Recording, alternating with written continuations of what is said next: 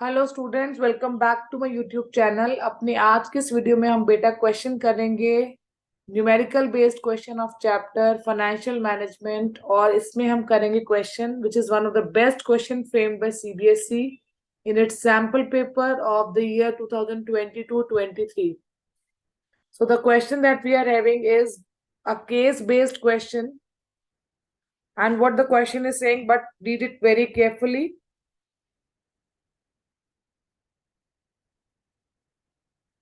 You can take the screenshot of the question. Krish Limited is in the business of manufacturing and exporting carpets and other home decor products. It has a share capital of rupees 70 lakh. यानी यहाँ पर जो हमारे पास equity share capital given है बेटा, वो given है 70 लाख रुपए। 70 lakh rupees is the amount of equity, और जिसकी फेस वैल्यू हमारे पास गिवन है 100 रुपीज। कंपनी एक्सपैंड होने का सोच रही है, for that they need extra fund of rupees 50 lakh. अब जो उनका फाइनेंस मैनेजर है मिस्टर प्रभाकर, उसने रेकमेंड किया कि कंपनी को इशू करने चाहिए 7% डिबेंचर। यहाँ पे आप देख सकते हो मैंने 7% को रेड से हाईलाइट किया है, just to make it clear कि जो इंटरेस्ट ऑन डिबेंचर्स है वही हमारा कॉस्ट ऑफ डेट होता है। जो डेट की कॉस्ट है, it is the interest on debenture only. तो यहाँ पर कॉस्ट ऑफ डेट कितना गिवन है बेटा? 7%। हमें अर्निंग पर शेयर भी ऑलरेडी गिवन है 35%। और आप लोगों ने पढ़ा हुआ ईपीएस का फॉर्मूला क्या है? It is earning after tax divided by number of shares.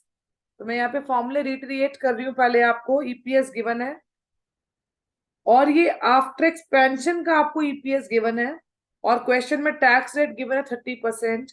आपको रेकमेंड करना है क्या मिस्टर प्रभाकर करेक्ट है in giving the suggestion that the company should raise this additional fund by issuing debenture। तो देखो इसके लिए मैं आरओआई और कॉस्ट ऑफ डेट को कंपेयर करना है, और अगर हमारा आरओआई कॉस्ट ऑफ डेट से ज्यादा आता है तो मिस्टर प्रभाकर का जो ये रिकमेंडेशन है इट विल बी जस्टिफाइड।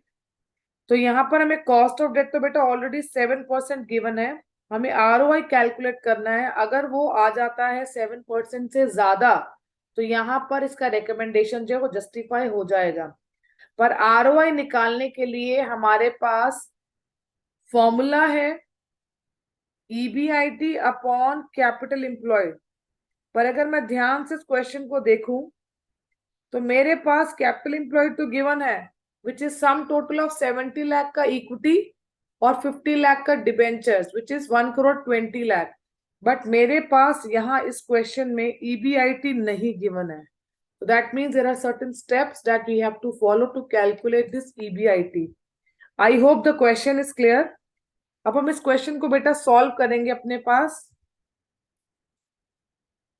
और अभी तक जितने भी क्वेश्चंस आपने किए हैं मैं एक बार दोबारा से उसका फॉर्मेट आपको रिट्रिएट कर देती हूँ। जो आप लोगों ने अभी तक क्वेश्चन किए हैं वहां पर आपको ईबीआईटी गिवन होता था, आप उस ईबीआईटी में से इंटरेस्ट सब्ट्रैक्ट करते थे, आपके पास ईबीटी आ जाता था, उसमें से आप टैक्स डिडक्ट करते थे, आपके पास अर्निंग आफ्टर टैक्स आता था, और इसी अर्निंग आफ्टर टैक्स पर आप ईपीएस कैलकुलेट करते थे which was earning after tax upon number of shares. अब अगर इस क्वेश्चन को देखें तो हमारे पास सब कुछ उल्टा गिवन है, यानी हमारे पास इस क्वेश्चन में ईपीएस गिवन है, दिस इज गिवन, और ये कितना गिवन है बेटा हमें? 35। नंबर ऑफ शेयर्स की अगर मैं बात करूं तो अभी जब हमने क्वेश्चन को बहुत ध्यान से पढ़ा था तो हमारे पास नंबर ऑफ शेयर्स निकालने के लिए जो वैल्यू ऑफ इक्विटी गिवन है वो गिवन है 70 लाख रुपीज, और जो नंबर हमें निकालना है उसके लिए इसको फेस वैल्यू से डिवाइड करना पड़ेगा विच इज 100। तो हमारे पास जो नंबर ऑफ इक्विटी शेयर निकल के आ रहे हैं that are 70,000। So I think now it is easier for us to calculate earning after tax which is coming 24,50,000। कैसे? इसको यहां ले जाकर हमने क्रॉस मल्टीप्लाई कर लिया, यानी हम इस स्टेप तक पहुंच गए हैं 24,50,000। अब हमें टैक्स का रेट भी यहाँ पर गिवन है 30%। आप लोगों ने अकाउंट्स में भी पढ़ा हुआ है, अकाउंट्स का कॉन्सेप्ट ही मैं यहाँ पे रिक्रिएट करूंगी। अगर आपको प्रॉफिट आफ्टर टैक्स गिवन होता है और आपको profit before interest and tax calculate करना है, तो आप पीबीटी को क्या कंसिडर करते हैं? एक्स। सिमिलरली इस पर्टिकुलर क्वेश्चन में I will consider my EBT, EBT and PBT are same, EBT भी एक्स। तो देखो अगर मैं अपने ईबीटी में से अपने टैक्स को माइनस करती हूँ तो ईएटी आ जाता है, which is very much clear. यहाँ पर अगर आप स्टेप्स देखोगे तो बहुत क्लियरली यहाँ पर भी गिवन है कि अगर मैं अपने अर्निंग बिफोर टैक्स में से टैक्स को माइनस करती हूँ तो मेरे पास अर्निंग आफ्टर टैक्स आ जाएगा। तो मैंने अपना अर्निंग बिफोर टैक्स तो एक्स मान लिया, टैक्स का रेट गिवन है 30%, अर्निंग आफ्टर टैक्स हमारे पास कितना आ रहा है? 24,50,000। So we just have to solve it. It is 70 upon 100x is equal to 24,50,000. Now the value of EBT, earning before tax, कितना आ रहा है हमारे पास बेटा? It is coming 35 lakh. यानी मैंने एक और स्टेप अपना क्रॉस कर लिया, क्या कैलकुलेट कर लिया अपना? EBT which is 35 lakh. अब इंटरेस्ट हमें गिवन है रेट डिबेंचर्स के ऊपर 7%, और जो एडिशनल हम लोग फंड रेज करें इट इज 50 लाख। तो इंटरेस्ट कितना कैलकुलेट हो जाएगा? 3,50,000। अब अगर मैं यहाँ पर इंटरेस्ट भी ऐड कर देती हूँ इस 3,50,000 में, तो बताओ मेरा ईबीटी कितना आ जाएगा? 38,50,000। उल्टा जा रहे हैं तो साइन भी पलट जाएंगे, उल्टे हो जाएंगे। जो वैल्यू हमने माइनस की थी इंटरेस्ट की ईबीआईटी में, वो ईबीटी में प्लस करेंगे। तो यहाँ पे हम फॉर्मूला भी लिख सकते हैं, व्हाट इज ईबीआईटी?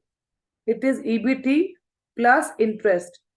तो ईबीटी हमारे पास है 35 लाख, ईबीआईटी है हमारे पास 3,50,000, दोनों को ऐड करेंगे तो आ जाएगा 38,50,000। अब हमें आरओआई कैलकुलेट करना है, which is very easy now.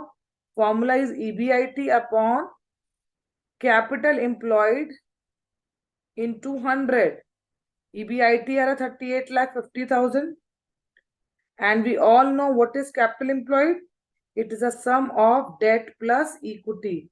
तो डेट है हमारे पास बेटा 50 लाख का और इक्विटी है हमारे पास 70 लाख की, दोनों को ऐड करेंगे तो आ जाएगा 1,20 लाख। तो देखो मेरा आरओआई कितना आ रहा है? 32.08%। Now what I have to do is I have to compare my ROI and cost of debt. So my ROI is 32.08%, जबकि मेरा कॉस्ट ऑफ डेट है 7%। कंपेयर करें तो हमारा रिटर्न ज्यादा है। तो प्रभाकर जो है हमारे फाइनेंस मैनेजर, जो उन्होंने रिकमेंडेशन दिया है डिबेंचर इशू करने का, yes it is justified. I hope this question is clear. Thank you for watching this video.